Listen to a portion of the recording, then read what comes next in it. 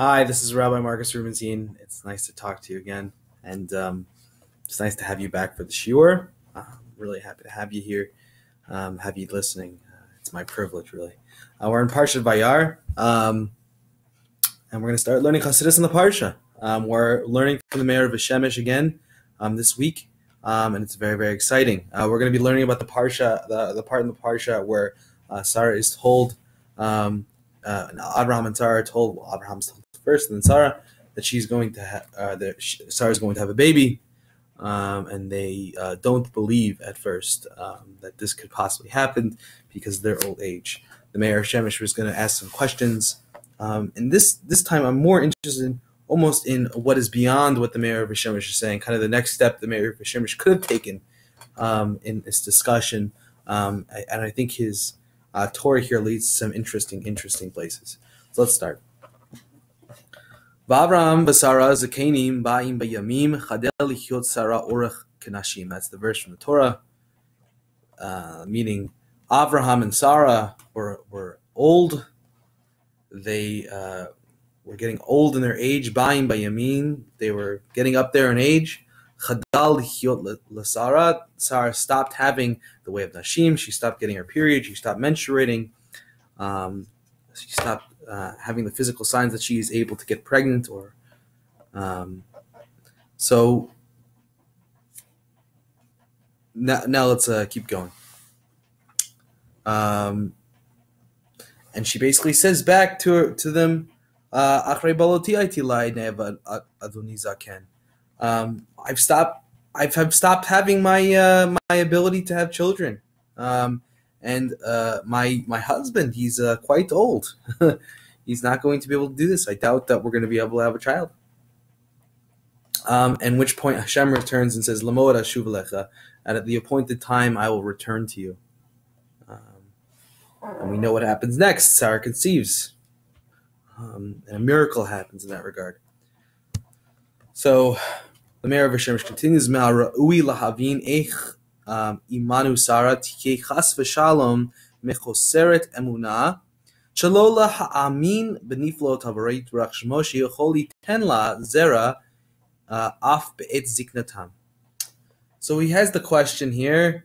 It's appropriate to understand. It's important to understand how could it possibly be that Sarah, our mother, would, God forbid, have the lack of faith. She wouldn't possibly believe that God, the one who created everything, could work wondrous miracles and give her the ability to conceive in her old age. This is the question. If Sarah was such a woman of faith, and Hashem told her that she can have a baby, Hashem could do anything. So what is there to doubt, right? What is there to doubt? She should have had complete faith. Right. So let's continue on and see his response. V'nir l'faresh ki yadua shazivug tzarich shi'eh b'kedusha of Torah me'od uv'shimur gadol. It seems possible to explain that it is known that sexual relations, sexual intercourse, needs to be done in a holy way, and that needs to be done in a pure way, and it needs to be done with great caution, right? Great carefulness, right? We all know that sexual relations can turn very ugly, and people can use each other in this physical way that's not appropriate for a Jew who wants to live their life connected with Hashem. And on one hand, sex is a beautiful thing and a beautiful part of life, one of the most beautiful parts of life. But our tradition tells us that we should be doing this in tahara, in kedusha, that we should be doing this in purity. We should be doing this with respect to the other person that we're engaging in sex with, and we should also be connected to God during the sex to realize that this is something that is very important and very important mitzvah.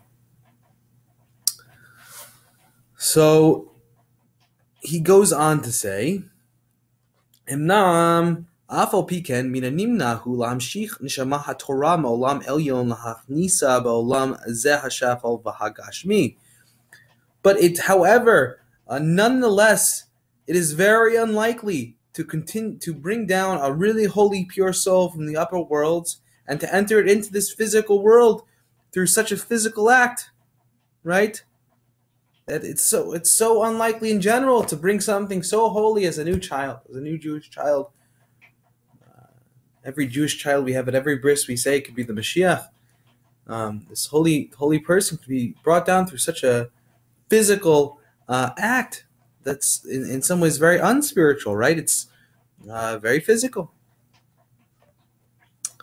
And so he continues and he says, "V'rak al yedei sheyistabech ketzat gashmius bazivu af shehu b'kedusha Torah," and only by getting involved, almost getting stuck in a little bit in the physicality of the sexual act, even though that it is in kedusha and holiness and in Torah and purity. We need to get involved a little bit in the physical act. It can't just be not physical. We need to accept the fact that it's physical and that the very part of it being physical is what creates something physical in this world. So it's something we have to accept, even though we are aiming to live a spiritual, holy life, something that is more ruchniat, much more spiritual. Because the body is made by the physicality of sex, of sexual relations. And it's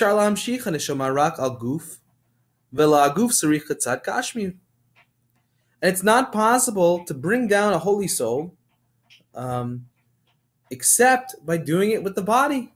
And anything you do with the body needs to be done in a physical way. You need to have something that is at least a little bit physical. Continues on.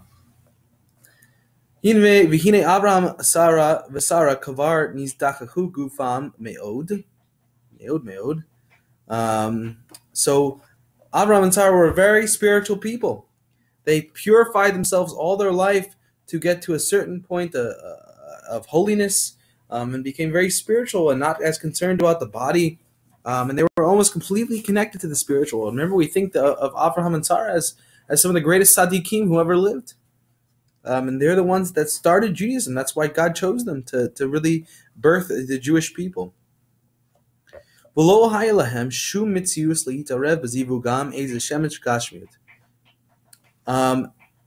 there was no, and it wasn't realistic for them to expect them to mix into their sex, into their sexual life, this even a little bit of physicality, right? They were so spiritual, and that to even mix a little bit of physicality or lusting or the passions of sex into their relationship would be a terrible thing to say, since they are so such tzaddikim, they're such righteous people, such spiritual people, you would think.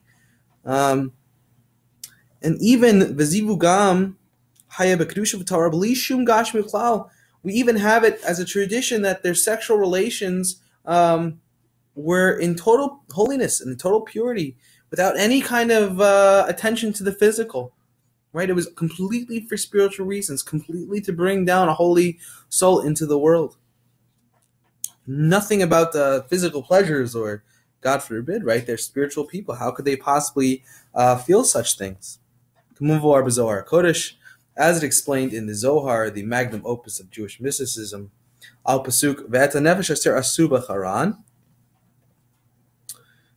And the Zohar gets this from the verse that we had last parsha in Lech Lecha, the souls that you should make in Haran, that they made souls somehow in Haran. The traditional interpretation according to Rashi is that Avraham brought many gerim into the world, many converts. And what the Zohar says is about that verse is Shahayu Molidim Bezivugam Nishmas Gerim, that by their sexual intercourse they were bringing into the world souls of converts. That's how pure it was. The soul of a convert is supposed to be one of the most holy things, especially according to Lifia Zohar. Especially according to the Zohar, is one of the most holy things, and that's how holy their sexual act was. They were bringing all these converts into the world. We continue. V'zehu shenamar v'Avraham v'Sar zikeni. And this is what it means when it is said that Abraham and Sarah were zakeni. This is what it means when it says that Abraham and Sarah were elders or older people. Ein zaken ela shekana chochma. There's a passage in the Gemara in the Talmud in Tractate Kedushin, page 32, daf 32b, that says there's no elderliness without wisdom. Being elderly means wisdom. So hainu shahayu bihizdak gadol. What it means when Sarah says, "Oh, I'm old. We're old. We're zakeni," it means that they really purified. They were really purified in their greatness. That they were really wise people. Then it says Bayim Bayamim in our verse. It says that they were up in ages. They were getting there in the days. They were getting old, getting up there in years. And that means Uvahem Ne'amar Ma Shalo Ne'amar B'Shar Tzadikim Shalo Ne'amar Behem Bayim Bayamim Rak Besof Yamehem. And this is an expression the Meor B'Shemesh notes that's usually used about tzaddikim, about righteous people, towards the end of their life, meaning like right before they're going to die. And we know that Sarah Imenu and Abraham Avinu they're not going to die soon. I mean, they will eventually die, but they first need to have Isaac, and there's a lot more things that need to happen. They're not near death in this regard.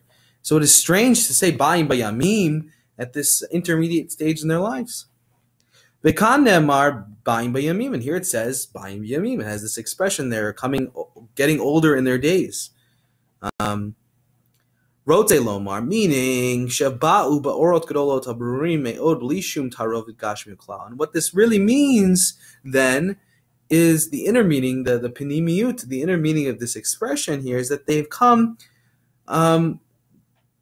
into these great lights that have really been purified and been cleared and filtered out a lot without any admixture of gashmut or physicality. They really, their whole entire life has been oriented towards the spiritual and distance away from the physical. And there's really a Kabbalistic understanding that when tzaddikim and righteous people die, the best way to die is by divine kiss. That at some point their life becomes so attached to the physical, so attached to the spiritual, that their death is a very natural thing. They just go up to a more spiritual place. They completely detach from the physical, and they have no connection to their body any longer. And this was the stage that usually tzaddikim reaches at the end of their life, and that's when Hashem knows that they're ready to pass away. But Abraham and Sarah actually reached this at a point in the middle of their life, even though they weren't passing away yet. They reached this really high stage of connection to Hashem, connection to the spiritual. That's what it says. And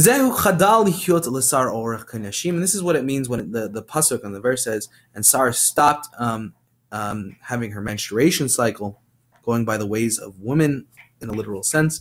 Rote lomar, meaning shelo hayala teva gashmi kashar nashim, meaning that she did not have the nature, the physical nature, like the rest of women at her age. Lechen amra achrei baloti. And then she said, after this, meaning malashon bilti ubiladi, meaning I don't have, without. It was language of saying I am without. And what is she without? Hainu sha'ani biladi atzmi, that I was without my own self, my own essence, myself, because I was completely nullified before HaKadosh Baruch Hu. I was completely nullified in front of the ever-presence of Hashem. She'eineni bi, that I am not even in me, that I myself am not in me. I'm almost completely spiritual. She'ein bi shum gashmut, that I have no physicality in me anymore. She'haita li edna, that I was into this pleasant point. How am I able to do anything physical in this world that's according to temporal time, right? I'm only in the transcendent, infinite place. Rote lomar milashon Aiden vizman.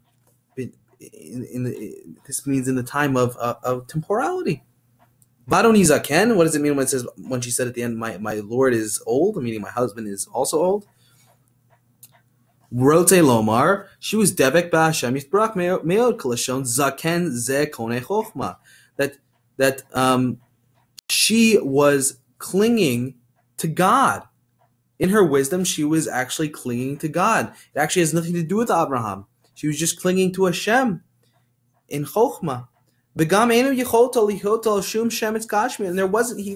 And he wasn't able to have any kind of shemitz of Gashmi, right? You can't, with Hashem, there can't even be a spot of physicality. And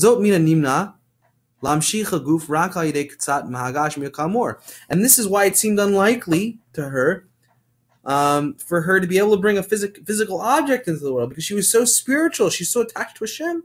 And that's why she got so surprised. She didn't lack emunah on God. She didn't lack faith in God, but she said, I'm so spiritual. How can you possibly make me do something so physical? Right? I've come so far. Why are you making me go back down into the physical world here and do something so physical? And at this, God responded to her by saying, this thing is wondrous for Hashem. And he said, at the appointed time, I will return to you. And what does this mean? La moed shehu shown zman ve'idan. He used the term moed, which is appointed time, that it means it's lines of temporality, and he says, I will return you. This is that God will return and bring Sarah back a little bit unto the structure of temporal time, into the physical world, away from transcendence, so that she can mix a little bit with physicality, so that she can build this body. Sarah ben, and then Sarah will have a ben. And look at this well. Then that's the end of the teaching. And that's where the Meor of Shemesh ends. But I want to add in a little bit of my own Torah here. And just so I can summarize what the Meor of Shemesh is here saying, at least in his drash here, that what Sarah was not, when Sarah was doubtful of the fact that she can become pregnant or have sexual intercourse again, all these things, it wasn't about the physical act itself, or it wasn't about that she had lacked faith in God. Rather, it was that she did not want to return to a place of physicality. She had come so far to be so transcendent and connected to the transcendent eternal reality, away from a more physical, a more gashmiistic, or more physical manifestation of life, that she almost didn't want to go back to the physical world. But God says to her, no, you have to go back to the physical. Actually, that is the answer to what you need to do in this world. You need to build the physical world. And I want to say that,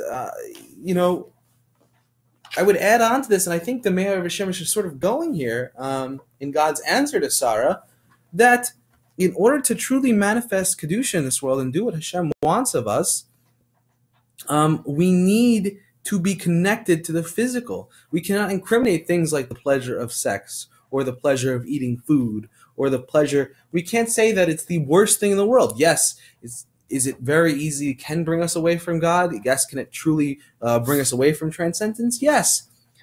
But if used correctly, if done in the right way, with the right kavanah, with the right sense, and the right way of being, we're actually able to bring more Kedusha into this world. And we're actually able to bring ourselves into a holier place than we were before, even more holy than if we were just completely disconnected from reality.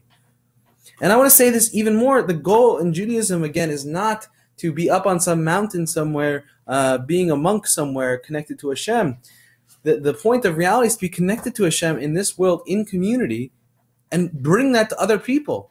Bring new creations into this world, new formations into this world that are filled with Kedusha and filled with holiness.